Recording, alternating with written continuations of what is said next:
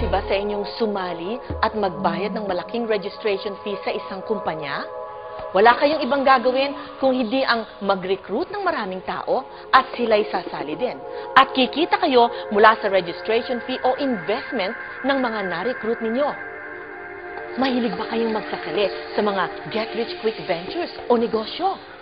Mag-ingat, baka kayo na ang susunod na biktima ng pyramid scam. Marami na sa ating mga kababayan ang nabiktima ng pyramid scams. Milyong-milyong pera ang nawala dahil sa sari-saring pangako ng mga manloloko. At ang mas nakakatakot pa dito ay kadalasan ang mga ordinaryong mamamayan ay napagkakamalan itong isang lehitimong negosyo. Kaya't napaka-importante na matutunan kung anong pagkakaiba ng lehitimong network marketing business sa isang pyramid scam.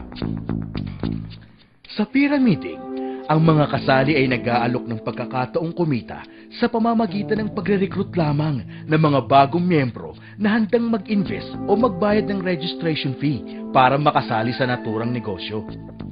Ang mabilisang kita ay galing sa puhunan o investment na ibinayad ng mga bagong recruits.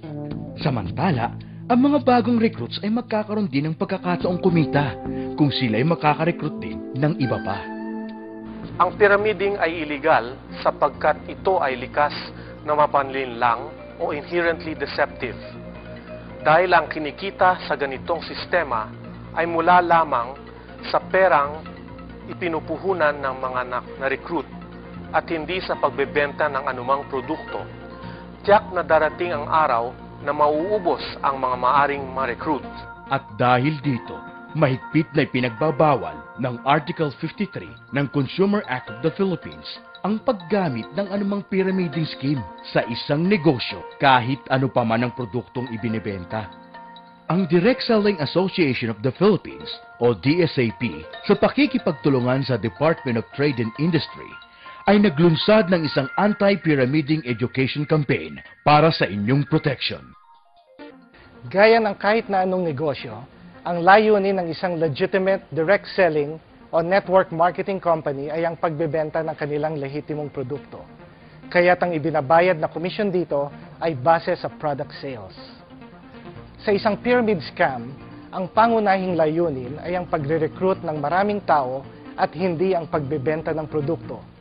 Ang Direct Selling Association of the Philippines ay samahan ng mga lehitimong kumpanya na mahigpit na ipinatutupad ang legal na compensation plans ng bawat kumpanya at nagsasagawa ng tamang paraan ng negosyo ayon sa Code of Ethics ng World Federation of Direct Selling Associations. Para mapadali ang inyong pagkilatis, kung ang isang kumpanya ay lehitimo at hindi nanloloko, narito ang 8-point test na dapat pagbasihan ng inyong desisyon. Una, may produkto bang ibinebenta? Ang mga pyramid scams ay kadalasang walang produktong binebenta. Kung mayroon man, hindi ito nangangahulugang lehitimong negosyo. Kailangan pa niyong suriin ang mga puntong sumusunod. Ang komisyon ba nakikitain ay magmumula sa pagbebenta ng produkto? At hindi mula sa registration o entry fees ng mga recruit?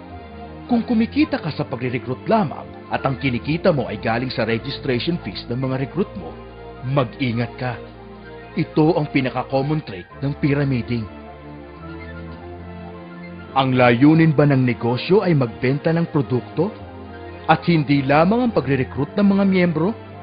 Sa ibang pyramiding schemes, ang mga tao ay bumibili lamang ng produkto dahil requirement ito para maging isang miyembro.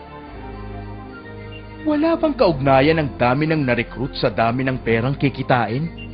Ang income o kita mula sa negosyo ay dapat manggagaling sa pagbebenta ng produkto at hindi mula sa recruitment ng mga taong nagbabayad ng entry fees. Kung sakaling matigil ang pagre-recruit, kikita pa ba ang mga miyembro ng negosyong ito? Kung recruitment lang ang pagkakakitaan, tiyak na madaling babagsak ang negosyo kapag wala ng miyembro ang nare-recruit at magbabayad ng entry fees. May protection ba ang sino mang aayaw sa negosyong ito at gustong maibalik ang perang ipinuhunan niya? May makatarungang product return policy ba ang negosyong ito? Sa punto naman ng pagpepresyo, may fair market value ba ang produktong ibinebenta? Kailangan natin suriin kung ang halaga ng isang produkto na binibenta through direct selling ay kasing halintulad ng halaga nito kapag binenta na sa mga tindahan. Sa punto ng mamimili, may sapat ba silang dahilan na bilhin ang produkto ayon sa presyo nito? Ang produkto ba ay bibilhin pa rin ng isang tao kahit hindi ito interesadong sumali sa compensation plan nito? Sa punto ng prospective member, may sapat bang dahilan na magbayad ng registration fee o investment ayon sa tangible benefits na makukuha dito? Kung ang sagot ninyo sa lahat ng katanungan ng ating 8-point test ay oo, tiyak na lehitimo ang kumpanyang lumapit sa inyo.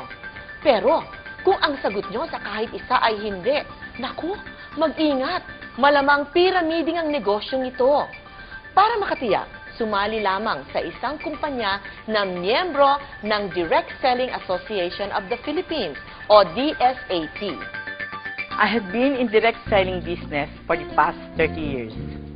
Dito rin nagsimula ang pagbuo ko ng isang maganda at matatag na pamilya. Ang masishare ko lang ay talagang may pera sa direct selling. At naging malaking tulong ang kinikita ko sa aking pamilya. Sa direct selling, kumikita ka sa pagbebenta ng iyong produkto. Mas malaki ang benta, mas malaki ang kita. Ang recruitment ay isang malaking bagay o tool para lumaki ang benta at kita mo. Sa direct selling, kumikita ka sa bawat benta mo at benta ng iyong recruit. Sa recruitment, dalawa ang dapat nating bigyan ng pansin. Kung ang purpose ng recruitment ay para palakihin ang benta, ito ay naaayon sa structure ng direct selling. Ngunit kung ang recruitment ay upang mangolekta lang ng recruitment fees or membership fees, at kikita ka na nang hindi ka na kailangang magbenta, ito po ay ang pyramiding at mahigpit na ipinagbabawal ng ating batas. Sa tagal ko po sa industriya ng direct selling, wala po akong alam na yumaman at tumagal sa pyramiding. Ang maipapayo ko lang po, pumili tayo ng kumpanyang lehitimo. Yung may pangalan na sa industriya ng direct selling. Inaanyayahan po namin kayong lahat na makipag-ugnayan sa Direct Selling Association of the Philippines at sa Department of Trade and Industry sa pagkontra ng mga pyramid scams. Kung kayo'y may katanungan o di kayo'y reklamo sa isang kumpanya o taong pinaghihinalaan niyong kasangkot sa pyramid scams, huwag magkatubiling tumawag sa DTI hotline number 897-7384 o mag-text sa DTI space comment at ipadala sa 2920 o mag-email sa i-reklamo@dti.gov.ph. Maaari rin kayong magsadya sa mga tanggapan ng DTI sa inyong mga probinsya.